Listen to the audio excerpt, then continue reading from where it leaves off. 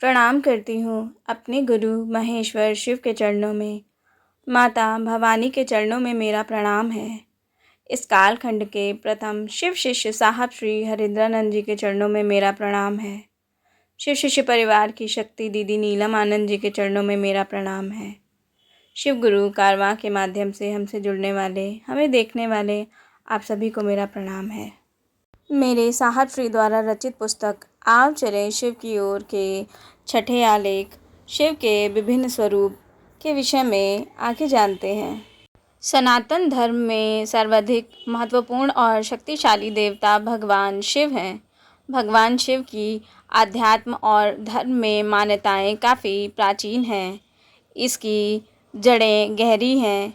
शिव की जितनी अधिक मान्यताएं हैं उतने ही अधिक कथानक भी। उनका विभिन्न स्वरूप और उनकी लीलाएं समाज के लिए हमेशा से कौतूहल का विषय रही हैं। शिव का रूप तो समस्त चराचर जगत है। शिव के स्वरूपों की चर्चा का अभिप्राय है कि शिव स्वयं किस किस रूपों में अभिहित होते हैं, यथा जगत गुरु, दक्षिणामूर्ति, पंचानन, महामृत्युंजय, अघोरेश्वर, योगेश्वर, नटराज, महाकाल आदि अनेक नाम हैं जो मूलतः शिव की संज्ञा से जाने जाते हैं। एकादश रुद्र में उन्हीं की उपस्थिति प्रत्यक्षता परिलक्षित होती है। सहस्त्र नामावली भी शिव का स्वरूप है। हमारे वाङ्मय इसकी विशद व्याख्या करते हैं। आइए हम सब शिव के कुछ विशिष्ट स्वरूपों के विषय में जानते हैं। जगत गुरु, समस्त जगत शिव की श्री इच्छा है। उस महेश्वर की सृष्टि की इच्छा में पालन एवं लय अंतर्निहित है। शिव की इच्छा संपूर्ण जगत की नियामक शक्ति है। जगत का कण कण उनकी मानसिक तरंगों का प्रतिफल है। वे गुरु हैं, उन्हें जगत गुरु कहा गया है। समस्त सृष्टि जगत गुरु भगवान शिव को अपना शिष्य भाव अर्पित करने की पात्रता रखती है। शिव की अनुग्रह शक्ति जिस मानव शरीर का आश्रय लेती है उसे गुरु का शरीर कहा जाता है। शिव समस्त जगत एवं जीव के सृष्टिकर्ता हैं और जगत का संपूर्ण और सम्यक ज्ञान वही विश्व नियंता धारित करते हैं। वे महाकाल हैं, अघोरेश्वर हैं, अर्थात जब काल था ही नहीं, कोई तरंगे नहीं थी, तब भी शिव थे, इसीलिए उन्हें महाकाल अर्थात काल से भी परे की सत्ता और अघोरेश्वर भी कहा जाता है। विदित है कि कोई वस्तु या सत्ता भले ही वह सूक्ष्म अथवा स्थूल हो, उसके सृष्ट होते ही काल प्रभावी हो जाता है। चिंतन किया जा सकता है कि जब सृष्टि थी ही नहीं तो उक्त स्थिति में काल उत्पन्न ही नहीं होगा। शास्त्र कहते हैं कि शिव काल के नियंत्री देवता हैं। जगत गुरु अपनी शिष्यता में कोई वर्जना आरोपित नहीं कर सकते हैं।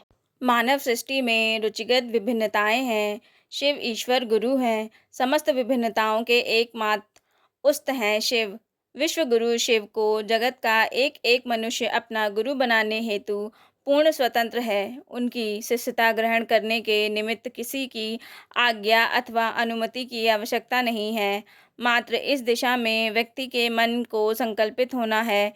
शिव परम गुरु हैं, जिनकी प्रार्थना जगत गुरु नमस्तुभ्यम एवं अन्य कई उपाधियों से की गई है। नटराज, शिव के नटराज स्वरूप की उत्पत्ति की धारणा उनके आनंदमय तांडव से है। शिव के इस विशेष स्वरूप का अर्थ जितना व्यापक है उतना ही ग्राह्य। शिव का नृत्य ज्ञान का और उनके प्रभामंडल प्रकृति का रूप है। शिव पुराण में उल्लेखित है कि नटराज या महानर्तक शिव नृत्य कला के प्रवर्तक हैं, सुरताल के महान ज्ञाता हैं।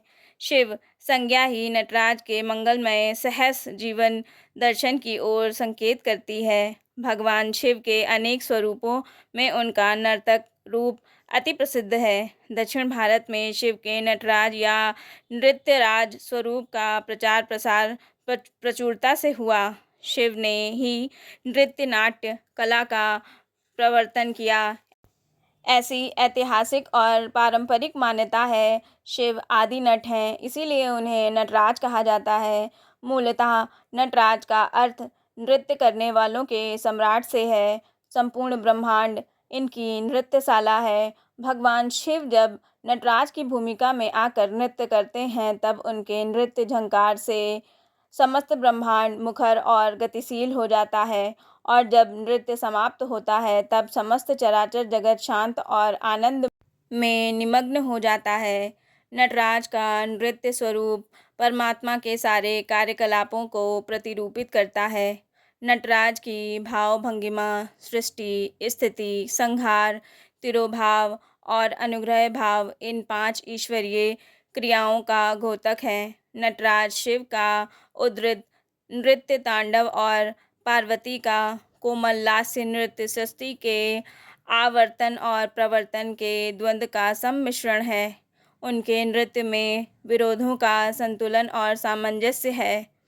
नटराज का तांडव केवल प्रलय या संहार का ही द्योतक नहीं, अपितु सृष्टि और संहार यानी स्थिति और लय के रूप में निरंतर चलने वाला महान नृत्य है। श्री नल स्वामी पिल्लई कहते हैं, शिव का नृत्य प्रकृति के कर्म का आरंभ है। यहीं प्रभामंडल ओमकार या काली का नृत्य है। वैसे भी अवधरदानी शिव कभी अप्रसन्न नहीं होते, किंतु मानव जब मानव धर्म के विरुद्ध आचरण करता है तभी वे क्रुद्ध प्रतीत होते हैं। शिव के पैरों की थाप से ही धरती अन्न, जल और फूलों की उत्पत्ति का कारण बनती है। नटराज शिव का नृत्य रुक जाए तो समस्त सृष्टि विलीन हो जाएगी। आनंदम तांडवम की अवस्था संपूर्ण सृष्टि के आनंदित होकर नृत्य करने की स्थिति है, जहाँ पर अज्ञानता व अहंकार का विनाश तथा पंच महाभूतों सहित समस्त जैव अजैव का एकीकरण होता है। नटराज की मान्यता सिर्फ नृत्य सम्राट के लिए नहीं, अपितु अज्ञानता को नष्ट करने का भी द्योतक है। नटराज रूप में भगवान शिव एक बौने राक्षस अपसमार पर तांडव नृत्य करते हुए दिखते हैं। यह बौनापन शारीरिक दिव्यांगता नहीं है, अपितु बौना राक्षस अज्ञानता का प्रतीक है। अज्ञानी व्यक्ति का कद समाज में हमेशा बौना या छोटा ही रहता है। अज्ञानता को दूर कर ज्ञान प्राप्त करने पर जो आनंद मिलता है, उन्हीं भावों को शिव के इस स्वरूप में देखा जा सकता है। इसी मुद्रा में उनके बाएं हाथ में अग्नि भी दिखाई देती है, जो विनाश की प्रवृत्ति है। शिव को संहारक भी माना जाता है। यहाँ अपनी इस अग्नि से विश्व सृष्टि में उपस्थित नकारात्मकता को नष्ट करते हैं और फिर पुनः निर्माण का रास्ता प्रशस्त करते हैं। महानृत्य की मुद्रा में शिव का एक पैर उठा हुआ है, जो स्वतंत्र रूप से निरंतर आगे बढ़ने की प्रेरणा देता है। अपने इस रूप में भगवान शिव जीव और प्रकृति की सार्वभौमिक स्वतंत्रता का उद्घोष करते हैं। नटराज की इसी मुद्रा में एक हाथ नीचे की ओर है, जो स्थिति और लय को दर्शाता है। सृष्टि सदैव गतिमान और परिवर्तनशील है। भगवान शिव का यह आनंदित महान नृत्य करता हुआ स्वरूप अत्यंत व्यापक और अनुकरणीय है। यहाँ शिव प्रमाणित करते हैं कि जीवन के लिए लयबद्धता आवश्यक है। दक्षिण भारत के चिदम्बरम मंदिर में नटराज की मूर्ति प्रतिष्ठित है। एक मान्यता के अनुसार भगवान शिव ने धरती पर चिदम्बरम स्थान पर ही नृत्य किया था। माना जाता है कि योग सूत्रों के प्रणेता पतंजलि ने योगेश्वर शिव के निरूपण के लिए यह मंदिर बनवाया था। ऐतिहासिक तथ्यों के अन्वेषण से ज्ञात होता है कि दक्षिण भारत के महान चोल साम्राज्य के राजाओं द्वारा 8वीं से 10वीं शताब्दी तक शिव के नटराज स्वरूप को पूर्णता और प्रसिद्धि दी गई। वैसे पल्लवों ने भी इस रूप को प्रश्रय दिया था। भगवान शिव का नटराज स्वरूप न सिर्फ काल स्थान को दर्शाता है, अपितु ब्रह्मांड की स्थिति, जीवन, गति और ब्रह्मांड से परे शून्य की निःशब्दता को भी दर्शाता है।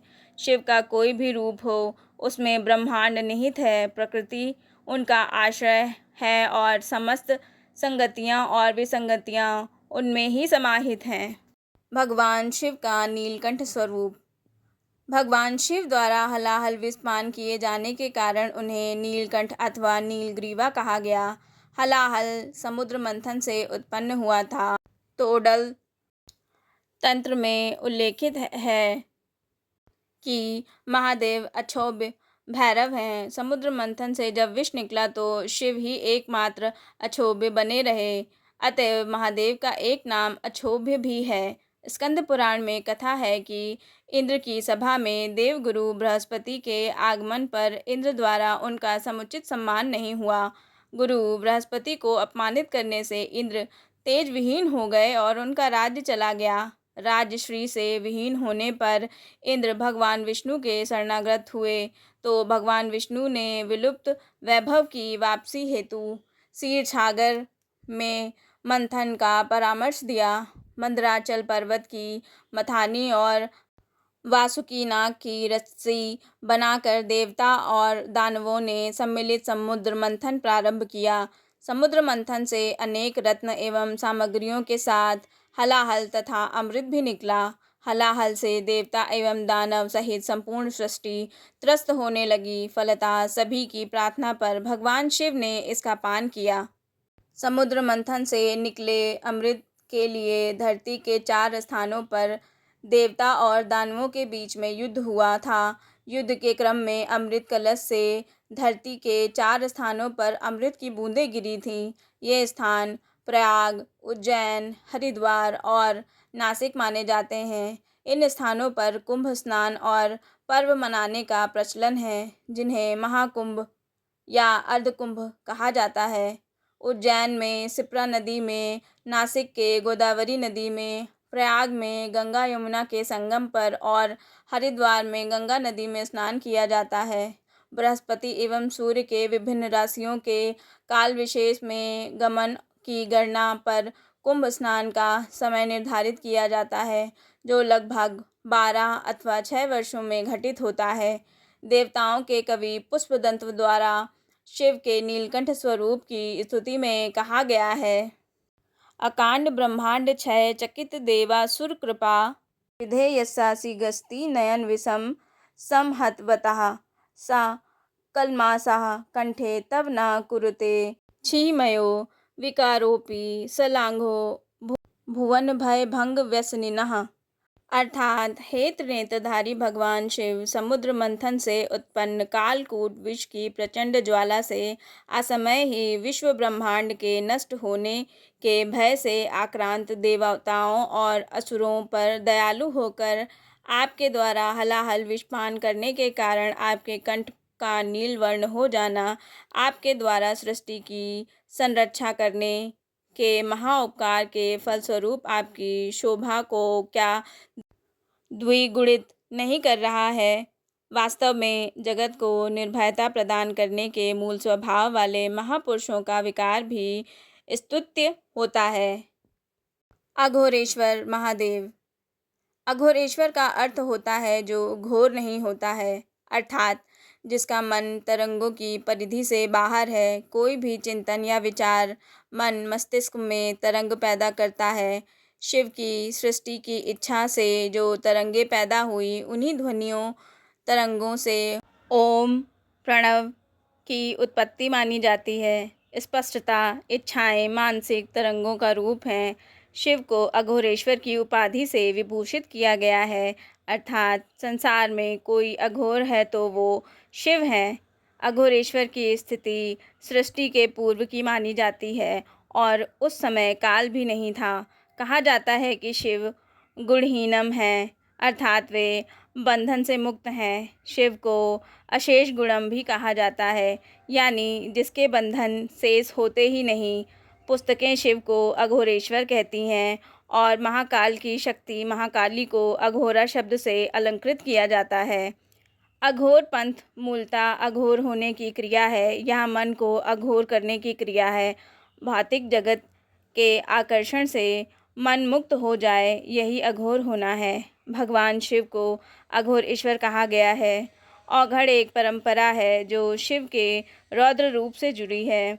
अघोर का अर्थ तो स्वयं महाकाल अघोरेश्वर शिव महारुद्र हैं। इन्हें शमशान बहुत प्रिय है। शिव के इस स्वरूप को मानकर उनकी आराधना और साधना करने वाले अघोरी कहलाते हैं।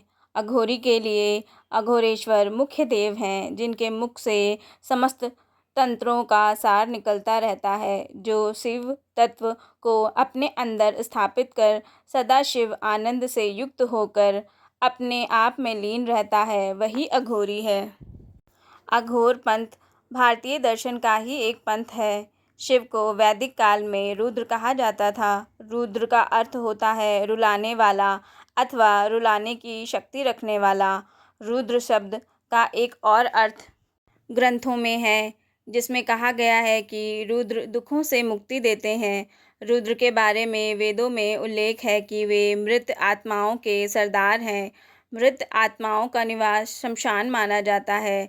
कपालिक और शमशान साधना तथा अघोर साधना एक ही क्षेत्र की कड़ियाँ हैं।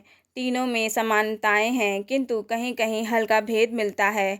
हम जानते हैं कि शिव का एक नाम कपाली और अघोर भी है। यह भी ज्ञात है कि शास्त्रों में शिव को शमशानी भी कहा गया है। कर्नाटक राज्य के मैसूर नामक स्थान में इंथेरी के एक मंदिर में शिव की पूजा अघोरेश्वर के रूप में होती है। सर्वाधिक अघोरी पश्चिम बंगाल और असम में पाए जाते थे। वैसे अजमेर, मेड़वारा, बरार, बिहार के बेतिया आदि जगहों में भी इनका बाहुल्य था। ऐतिहासिक दृष्टि से चीनी यात्री हुयेन त्सोंग ने अपने यात्रा वृत्तांत में लिखा है कि अघोरी माला धारित करते हैं। वे शरीर में चिताभस्म, सिर पर जटा और बाएं हाथ में कपाल धारित करते हैं और उनके दाएं हाथ में घंटी रहती है, जिसको हिला हिलाकर हे शंभु, भैरव, हे कालीनाथ की गर्जना करते रहते हैं। मालती माधव नामक पुस्तक में भवभूति द्वारा अघोर तंत्र के पंजे से मुक्ति की चर्चा मिलती है। प्रबोध चंद्रोदय नामक पुस्तक में कपालिक प्रेत का उल्लेख मिलता है। अघोर पंथ में दीक्षा की विधि और मंत्र को गोपनीय रखा जाता है।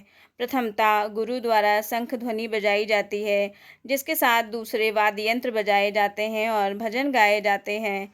उनकी मान्यता है कि आदमी की खोपड़ी के पात्र में भोजन एवं जल पीने से असाधारण शक्ति मिलती है। अघोर तंत्र के व्यवहारिक पक्ष में भक्ष अभक्ष का कोई महत्व नहीं रह जाता है। यहाँ मांस भक्षण और मदिरापान को भी निंदनीय नहीं माना जाता है।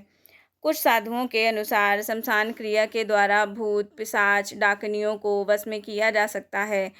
इससे आश्चर्यजनक सिद्धियों की सिद्धि प्राप्त की जा सकती है। इसीलिए कुछ साधक सिद्धि प्राप्त करने के उद्देश्य से घोर साधना करते हैं और काल भैरव तथा काली की उपासना करते हैं। जो साधु सरभंग अथवा अघोर हैं, उन्हें सिद्ध समझा जाता है और माना जाता है कि वे अपनी सिद्धि से बड़े बड़े रोगों एवं कष्टों को दूर करने में समर्थ हैं। बिहार राज्य के सारण, छपरा एवं चंपारण, मोतिहारी, बेतिया में इस संप्रदाय को सरभंग संप्रदाय कहा जाता था। अघोर या सरभंग मत के सिद्धांत, साधना एवं व्यवहार पक्ष से संबंधित बातें अथर्ववेद के मंत्रों में मिलती हैं। विद्वानों की राय में सरभंग मत का निकटतम संबंध शैव मत की शाक्त तथा तांत्रिक शाखाओं से है। शैव मत का परस्पर संबंध ऋग्वेद के रुद्र से है।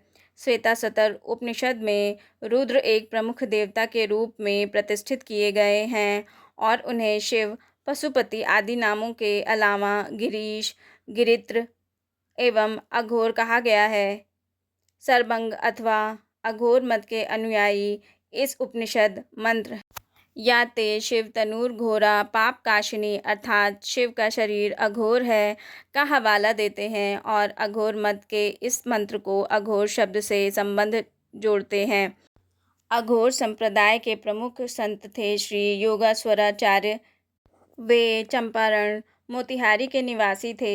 उनके गुरु श्री अलखानंद थे। इस परंपरा में उल्लेखनीय नाम गिरनार के साधु कालूराम जी का है, जिनके प्रसिद्ध शिष्य हुए बाबा कीनाराम जी, जो उत्तर प्रदेश के चंदौली जिले के थे। बाबा कीनाराम की प्रसिद्धि के कारण उन्हें द्वितीय महेश्वर कहा जाता था और लोग उनका नाम न लेकर सम्मान से श्री सरकार शब्द से संबोधित करते थे। समाज द्वारा अघोर पंथ को स्वीकार नहीं किया जाना स्वाभाविक है, इसीलिए इनकी संख्या नगण्य हो चुकी है।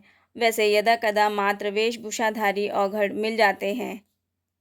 शिव का दक्षिणामूर्ति स्वरूप। पौराणिक कथाओं के अनुसार शिव के द्वारा दक्षिण की दिशा में बैठकर ज्ञान प्रदान करने के कारण उन्हें दक्षिणामूर्ति कहा गया है। आदि शंकराचार्य के द्वारा दक्षिणामूर्ति श्रोतम में लिखा गया है। चित्रम वटोतरो मूर्ले वृद्धा शिष्या गुरुयुवा गुरुस्तु मौनम व्याख्यानम शिष्यास्तु छिन्न संशयाः। अर्थात एक वट वृक्ष के नीचे एक युवा गुरु बैठे हैं और उनके सभी शिष्य वृद्ध हैं। युवा गुरु का मौन व्याख्यान चल रहा है। सबसे आश्चर्य की बात है कि ये युवा गुरु कुछ नहीं बोल रहे हैं, फिर भी उनके शिष्यों का संशय पल प्रतिपल नष्ट हो रहा है। ऐसे दक्षिणामूर्ति शिव को प्रणाम है। कुछ ग्रंथों में शिव के दक्षिणामूर्ति स्वरूप का उल्लेख आया है। आगम ग्रंथ, कश्यप, शिल्प रत्न आदि ग्रंथों में ज्ञान और व्याख्यान, योग एवं वीणाधर दक्षिणामूर्तियों का उल्लेख है। प्रपंचसार संग्रह में संहार दक्षिणामूर्ति, लकुलीश दक्षिणामूर्ति, मेधा दक्षिणामूर्ति तथा सांब भगवती के साथ दक्षिणामूर्ति का भी उल्लेख है। शिव का दक्षिणामूर्ति स्वरूप विख्यात है। इस स्थिति में दक्षिणामूर्ति शिव विश्वगुरु हैं और उन्हें एक अनौपचारिक मुद्रा में अंकित किया गया है। दक्षिणामूर्ति जो उनके गुरु स्वरूप की मूर्ति है, उनका एक पांव जमीन पर है और दूसरा उस सिंहासन पर जहाँ वे बैठे हैं। उनका एक हाथ इस प्रकार उठा है जैसे कुछ व्याख्या कर रहे हों। कुछ इतिहासकार मानते हैं कि इस मूर्ति पर बौद्ध धर्म की छाप है। दक्षिण भारत में अक्सर एक 4 हाथ वाले व्यक्ति की आकृति में शिव को प्रस्तुत किया गया है, जिसमें एक हाथ आशीर्वाद देने की मुद्रा में और दूसरा उन्मुक्त है। ऐसा लग रहा है कि वे कोई वरदान दे रहे हैं। तीसरे हाथ में एक कुल्हाड़ी और चौथे हाथ की उंगलियों से एक छोटा हिरण उछल रहा है। लोगों का मानना है कि वह मृग चंचल मन का प्रतीक है, जिससे शिव की उंगलियां खेल रही हैं। पौराणिक कथाओं में शिव दक्षिण दिशा की ओर बैठकर ज्ञान दे रहे हैं, इसीलिए वे दक्षिणामूर्ति कहलाए। आप समझ सकते हैं कि ज्ञान देने वाले स्वयं शिव हैं और ज्ञान तो किसी भी दिशा में बैठकर शिष्यों को दिया जा सकता है। ऐसी मान्यताओं का कारण यह हो सकता है कि भारत ऋषियों मनीषियों की भूमि रही है और शिव का स्थान उत्तर हिमालय में माना जाता है। हिमालय से भारत दक्षिण ही पड़ेगा। दक्षिण मुख से ज्ञान देने की बात पौराणिक है, किंतु व्यवहारिक नहीं लगती। शिव के पंचानन स्वरूप में एक पौराणिक नाम ईशान भी है। ईशान का अर्थ होता है उत्तर पूर्व। प्राचीन मान्यता है कि शिव ईशान में रहते हैं। वैदिक काल के बाद जब सूत्र ग्रंथों का समय आया तो रुद्र के लिए जो हवन किए जाते थे, उसमें हवन के बाद रुद्र को उत्तर पूर्व ईशान दिशा में जाने को कहा जाता था। भारत के उत्तर में हिमालय है, जो शिव का निवास माना जाता है। भारत के मनीषियों को जब भी शिव से ज्ञान लेना होगा तो शिव को तो दक्षिण की ओर मुख करना होगा। दक्षिणामूर्ति शब्द का सही अर्थ जो अपेक्षित प्रतीत होता है वह है कल्याण की मूर्ति। शिव को कल्याण सुंदरम भी कहा गया है। दक्षिण शब्द का विपरीत वाम होता है, इसीलिए दक्षिण का अर्थ शुभ होता है और वाम का अर्थ अशुभ होता है। ग्रंथों में दक्षिणकाली और वामकाली विशेषण आया है। दक्षिणकाली गृहस्थ घरों में पूजिता हैं और वामकाली शमशान में, ऐसा किताबें बोलती हैं। शिव निश्चय ही दक्षिणामूर्ति हैं। वे परमात्मा भी हैं और परम गुरु भी हैं। वे जीवात्मा को परमात्मा से युक्त भी करते हैं। सचमुच वे कल्याण की मूर्ति हैं। शिव का पंचानन स्वरूप। शिव का पंचानन स्वरूप सद्गुरु में समविष्ट 5 शक्तियों का भी प्रतीक है। पंचानन शब्द का अर्थ 5 आनंद से है। आनंद का अर्थ मुख होता है, अर्थात पंचमुख, 5 मुख वाला। महादेव वास्तव में शिव गुरु के रूप में 5 शक्तियों का उपयोग करते हैं, इसीलिए उन्हें पंचानन कहा गया है। ग्रंथों में 5 मुख के अलग अलग नाम दिए गए हैं। इन नामों में भी भिन्नता है। वैसे ये नाम सज्जुजात, तत्पुरुष, वामदेव, अघोर एवं ईशान है। सज्जुजात शब्द का अर्थ होता है अभी का जन्मा हुआ, तत्पुरुष वह पुरुष, वामदेव उल्टा करने वाला, विनाश करने वाला, अघोर जो घोर नहीं होता, जहाँ तरंगे नहीं हैं, जो शुद्ध नहीं होता है, ईशान उत्तर पूर्व वर्णन आया है कि ये 5 शक्तियाँ सृष्टि, स्थिति, संहार, तिरोभाव और अनुग्रह हैं।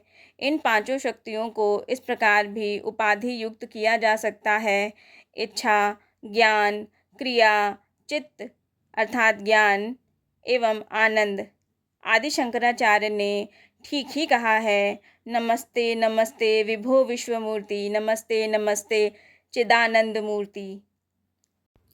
ज्ञात है कि ईश्वर को सच्चिदानंद कहा जाता है। सच्चिदानंद में 3 शब्द हैं: सत्य, धन, चित, धन, आनंद। सच्चिदानंद सत्य का अर्थ होता है नित्य, अर्थात जिसमें कभी कोई परिवर्तन नहीं होता। चित्त का अर्थ होता है ज्ञान और आनंद का अर्थ होता है जहाँ इच्छा करने की स्वतंत्रता हो। शिव ईश्वर का नाम है, किंतु गुरु के रूप में वे सत्य की शक्ति को सुषुप्त अवस्था में रखते हैं, क्योंकि गुरु शिष्य के प्रति सापेक्ष हैं और ईश्वर के रूप में वे समभाव में रहते हैं। गुरु शिष्य के प्रति समभाव में हो ही नहीं सकते। परमात्मा का गुण समभाव का है। वह मुर्गी भी हैं और मुर्गी को खा भी जाते हैं। वह रोगी भी हैं और चिकित्सक के रूप में चिकित्सा भी करते हैं। आदि शंकराचार्य द्वारा शिव की स्तुति में सच्चिदानंद शब्द का प्रयोग नहीं किया गया है, बल्कि वे कह रहे हैं, नमस्ते नमस्ते चिदानंद मूर्ति। उनके द्वारा सत्य शब्द का प्रयोग छोड़ दिया गया है, जबकि इसके पूर्व की पंक्ति में आदि शंकराचार्य शिव को विभो विश्वमूर्ति कहते हैं। ईश्वर रूप में शिव समभाव में हैं, अतएव आदि शंकराचार्य सत्य शब्द का प्रयोग नहीं कर रहे हैं। ग्रंथों में पंचानन शिव को गुरु शिव और तांत्रिक शिव भी कहा गया है। भगवान शिव का सदाशिव स्वरूप। सदाशिव शब्द का प्रयोग गुरु शिव के लिए हुआ है। वह शिव ईश्वर हैं, स्थायी हैं, सत्यम शिवम सुंदरम हैं। वे गुरु के रूप में मनुष्य आत्मा को परमात्मा से एकमेक करते हैं और यह उनका स्थायी गुण है। अतएव किताबें उन्हें सदाशिव के रूप में विभूषित करती हैं। वेदांती गुरु पूजा में आज भी जो श्लोक पढ़ा जाता है उसकी पंक्तियाँ प्रारंभ होती हैं, प्रथमो सदाशिवः, द्वितीय अस्मदाचार्यः, तृतीयो शंकराचार्यः। अर्थात पहले गुरु सदाशिव अर्थात शिव की वंदना की जाती है। महामृत्युंजय महादेव। त्र्यंबकम यजामहे सुगंधिम पुष्टिवर्धनम उर्वारुकमिव बंधनात् मृत्योर्मोक्षीय मामृताम। अर्थात हम सुगंधित पुष्प एवं पोषण में वृद्धि करने वाली वस्तुओं से 3 नेत्र वाले भगवान रुद्र की आराधना करते हैं। वे रुद्रदेव हमें ककड़ी फल के समान मृत्यु के बंधन से बंधन मुक्त तथा अमृतत्व से युक्त करें। ऋग्वेद के 7वें मंडल में महामृत्युंजय मंत्र है। कालांतर में यजुर्वेद के साथ अन्य ग्रंथों में भी यह मंत्र वर्णित है। असाध्य रोगों से मुक्ति और मृत्यु को दूर रखने के लिए आज भी महामृत्युंजय मंत्र जन सामान्य में उतना ही प्रासंगिक है जितना पूर्व में था। इसके बीज मंत्र का प्रयोग भी होता है। शिव के सहस्त्र से भी अधिक नाम हैं। यह नामोल्लेख शिव के द्वारा संपादित विभिन्न कार्यों को दर्शाता है। पुष्पदंत कवि ने शिव की स्तुति में ठीक ही कहा है, असित गिरि संशयात कज्जलम सिंधु पात्रे सुरतरुवर शाखा लेखनी पत्रमूर्वी लिखित यदि गृहीत्वा शारदा सर्वकालम यद्यपि तब गुणानामीश पारम नयति। अर्थात यदि समुद्र के जल में हिमालय पर्वत के बराबर स्याही की टिकिया घोलकर स्याही बनाई जाए और स्वर्ग के वृक्ष पारिजात की शाखा की लेखनी बनाई जाए, पूरी धरती कागज हो और माँ शारदा स्वयं उस महेश्वर के गुणगान में अनंत काल तक लिखती रह जाएं, तब भी वे लिख नहीं पाएंगी। महादेव का महाकाल स्वरूप। भगवान शिव की उपासना महाकाल के रूप में प्राचीन काल से चली आई है। उज्जैन में महाकाल का सुप्रसिद्ध मंदिर है। महाकाल शब्द का अर्थ काल से परे की सत्ता माना जाता है। जब काल नहीं था तब भी शिव थे। काल का आगमन शिव की सी शिक्षा से होता है। जब भी आध्यात्मिक, मानसिक और भौतिक तल पर कुछ भी सृष्ट होता है, काल या समय प्रभावी हो जाता है। सृष्टि की उत्पत्ति और लय में काल की अविभाज्य भूमिका है। महाकाल और महाकाली दोनों संबोधन सृष्टि के पूर्व की सत्ता को इंगित करते हैं। अतएव यह दोनों सत्ताएं अघोरा हैं। सृष्टि के पश्चात भी काल पर पूर्ण नियंत्रण महाकाल का रहता है। वे अकाल होते हुए भी काल के देवता हैं। काल निसंगी होता है। महाकाल के रूप में शिव भी निसंगी हैं। माना जाता है कि महाकाल की दया भी कठोर होती है, क्योंकि वे निसंगी काल के नियंत्री देवता हैं। शिव महाकाल के रूप में अघोरियों, कपालियों के सर्वोच्च देवता हैं। महाकाली महाकाल की शक्ति हैं। महाकाली भी काल की देवी हैं। सृष्ट जगत में महाकाल की शक्ति के बाहर कुछ भी नहीं है। महाकवि कालिदास ने अपनी पुस्तक मेघदूतम में उज्जैन के महाकाल मंदिर का उल्लेख किया है। उज्जैनी का प्राचीन नाम अवंतिका है। कालिदास मेघों, बादलों से कहते हैं कि महाकाल मंदिर के ऊपर से गुजरते समय तुम ठहर जाना जब महाकाल की आरती का समय हो जाए। न भूमिर्न चापो न वहिं वायुर्न चकास आस्ते न तंद्रा न निद्रा न ग्रीष्मो न शीतं न देशो न वेशम न यश यास्ति मूर्ति श्रीमूर्तिम तमीडे अजम शाश्वतं कारणं कारणानं शिवं केवलं भास्कं भास्कराणां तुर्यं तमः पारमागंतहीनं प्रपद्ये परम पावनम द्वैतहीनम। यह श्लोक आदि शंकराचार्य द्वारा रचित है। इसका अर्थ है, जो न पृथ्वी है, न जल है, न अग्नि है, न वायु है और न आकाश है, न तंद्रा है, न निद्रा है और न ग्रीष्म है, न शीत है, तथा जिनका न कोई देश है, न कोई वेश है, उन मूर्तिहीन त्रिमूर्ति की मैं स्तुति करता हूँ। वो जो अजन्मा है, नित्य है, कारणों के भी कारण हैं, कल्याण स्वरूप हैं, एक हैं, प्रकाशकों के प्रकाशक हैं, अवस्थत्रय से विलक्षण हैं, अज्ञान से परे हैं, अनादि हैं और अनंत हैं, उन परम पावन अद्वैत स्वरूप को मैं प्रणाम करता हूँ। शिव गुरु कारवां के माध्यम से हमसे जुड़ने वाले, हमें देखने वाले आप सभी से मेरा अनुरोध है कि हमारे वीडियो को लाइक करें, शेयर करें और हमारे चैनल को सब्सक्राइब करें। मिलते हैं आपसे अगली वीडियो में। आप सबके चरणों में मेरा प्रणाम।